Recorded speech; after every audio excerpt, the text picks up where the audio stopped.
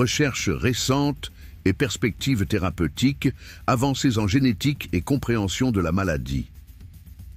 Ces dernières années, les recherches sur l'alopécie X ont permis d'identifier plusieurs éléments clés. L'identification du segment chromosomique 15 associé à la maladie a restreint le champ des recherches à une poignée de gènes potentiellement impliqués. Des études sont en cours pour séquencer cette région et identifier la mutation exacte responsable. Si le gène causal est découvert, un test de dépistage génétique pourrait être développé pour aider les éleveurs à éviter les croisements à risque. En parallèle, les études d'expression génique ont permis de mieux comprendre les mécanismes physiopathologiques. L'étude de Brunner et al. 2017 a mis en évidence une dérégulation coordonnée de plusieurs gènes contrôlants, le cycle pilaire, VT, Sonic Hedgehog, etc. Le métabolisme hormonal cutané, œstrogène, mélatonine, vitamine D.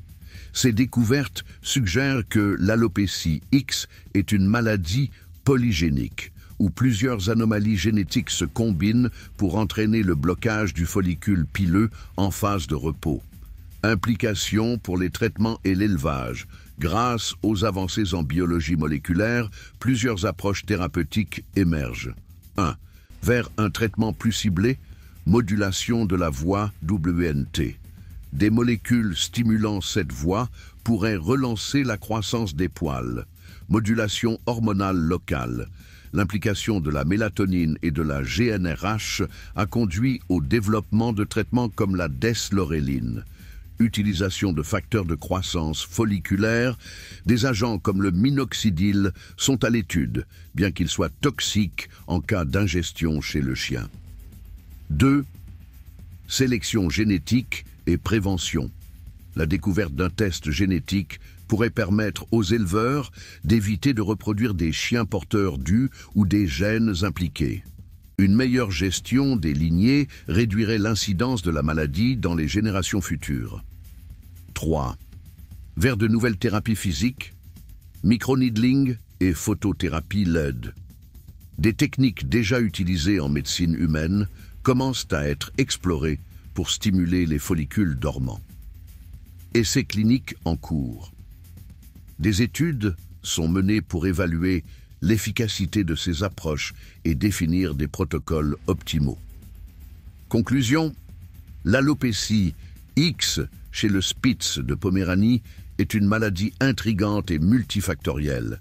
Si elle n'a pas d'impact sur la santé générale du chien, elle constitue un défi esthétique pour les propriétaires et les éleveurs.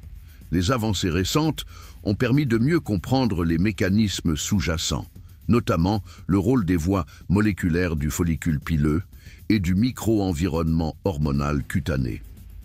À court terme, les traitements actuels, bien qu'empiriques, offrent des taux de succès variables, castration, mélatonine, trilostane, desloréline, etc.